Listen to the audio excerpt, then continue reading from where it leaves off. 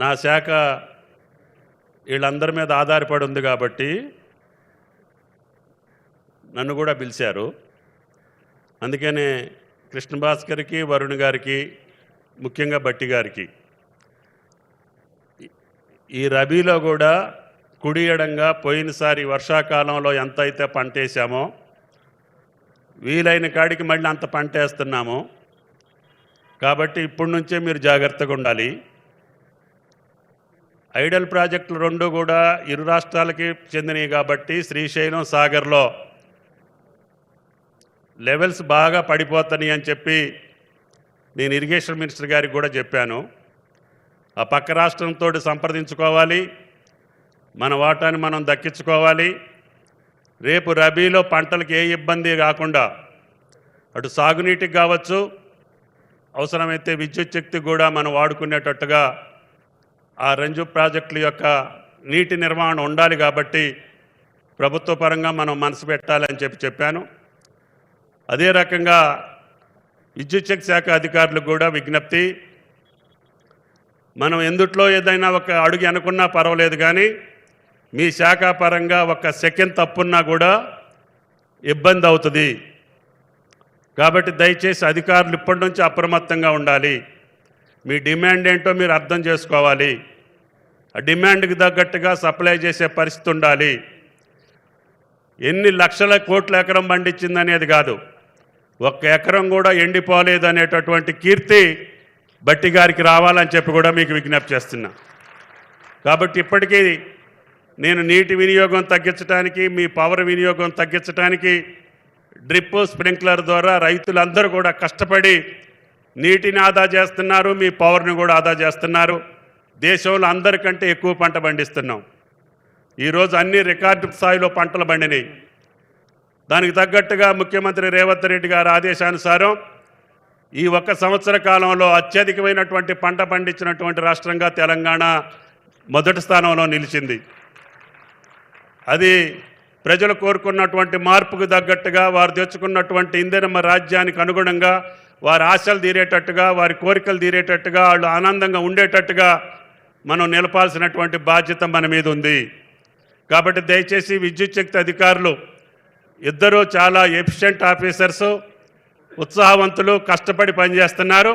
ఆ కష్టం సరిపోద్దో లేదో మీరు ఆలోచన చేసుకోండి. ఇంకా కష్టపడాలి. ఏ అవకాశం ఉన్నా సరే ఒక్క అర నిమిషం కూడా ఈ నిరంతర విద్యుత్తుకి ఆటంకం కలగకూడదు. మా భాస్కర్ గారు చెప్తున్నారు, సరసమైన ధరలకి సప్లై చేస్తానని చెప్పి, కొద్దిగా సరసమైన ధర లేకపోయినా పర్వాలేదు కానీ నిరంతరం సప్లై చేయాలని చెప్పి కోరుతున్నా. రైతుల మట్టికి ఎట్టి పరిస్థితుల్లో ఆటంకం జరగకూడదు. అది ఈ సభా సందర్భంగా విజ్ఞప్తి చేస్తూ, వేదిక మీద ఉన్నటువంటి ట్రాన్స్కో, జెన్కో అధికారులందరికీ ఈనాడు నియామక పత్రాలు తీసుకుంటే మీ అందరికీ కూడా ధన్యవాదాలు తెలియజేస్తున్నాం. ఎందుకంటే గత 10 సంవత్సరాల్లో విధ్వంసం జరిగినటువంటి ఆర్థిక వ్యవస్థని ఒక పక్క చక్కబెడుతూనే, నిరంతర విద్యుత్తుని ఇస్తూనే, ఆ రోజు ఎగనాం పెట్టినటువంటి బాకీలన్నింటినీ తీర్చుకుంటూనే అనేక సంక్షేమ కార్యక్రమాలు ఆనాడు ఏదైతే కాంగ్రెస్ పార్టీ ప్రభుత్వం వస్తే మేము చేస్తామని చెప్పామో సంక్షేమ కార్యక్రమాలన్నీ ఒక్కొక్కటిగా తీర్చుకుంటూ వస్తున్నాం. నా శాఖ పరంగా కూడా బట్టి గారికి, ముఖ్యమంత్రి గారికి ప్రత్యేకంగా ధన్యవాదాలు. బడ్జెట్లో 35% వ్యవసాయ శాఖకి ఇచ్చి, ఏ భారతదేశంలో ఏ రాష్ట్ర ప్రభుత్వం కూడా మొదటి పంట కాలంలోనే 30,000 కోట్లు రైతుల ఖాతాలో జమ చేసినటువంటి ఏకైక ప్రభుత్వం రేవంత్ రెడ్డి గారి ప్రభుత్వం అని చెప్పి మీకు ఈ సందర్భంగా మనం చేస్తున్నాం.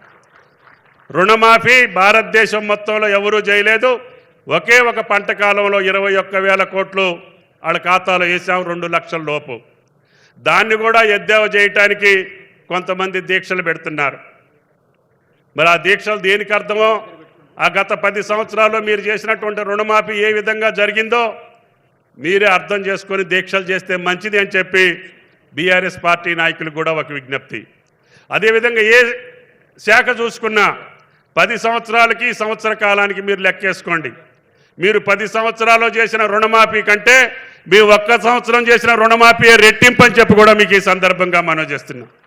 అదేవిధంగా మీరు ఎగనాం పెట్టినటువంటి రైతు బంధును కూడా ఒకే ఒక్క రోజు బట్టి గారు ముఖ్యమంత్రి గారు మాటిచ్చి అర్ధరాత్రికి 7,625 కోట్లు రైతుల ఖాతాల్లో ఒకే రోజు జమ చేసినటువంటి ప్రభుత్వం కాంగ్రెస్ ప్రభుత్వం అని చెప్పి కూడా మీకు ఈ సందర్భంగా మనం చేస్తున్నాం. రైతు బీమాకు కూడా మీరు ప్రీమియం కట్టకపోతే ఆ బీమాను కూడా 3,000 రూపాయలు కట్టాం. ప్రీమియం అదే పంటల బీమా కూడా తీసేస్తే పంటల బీమాను కూడా పునరుద్ధరిస్తున్నాం. బట్టి గారు ఏది అడిగితే అది వ్యవసాయ శాఖకి రైతాంగానికి ఆయన కొన్ని పనులు పక్కన పెట్టైనా సరే ఈ శాఖకి సహాయ సహకారాలు అందిస్తున్నటువంటి బట్టి గారికి ముఖ్యమంత్రి గారికి ధన్యవాదాలు తెలియజేస్తూ భవిష్యత్తులో ఇదే విధానం కొనసాగాలని చెప్పి బట్టి గారిని కోరుకుంటూ సెలవు తీసుకుంటున్నా. Thank you.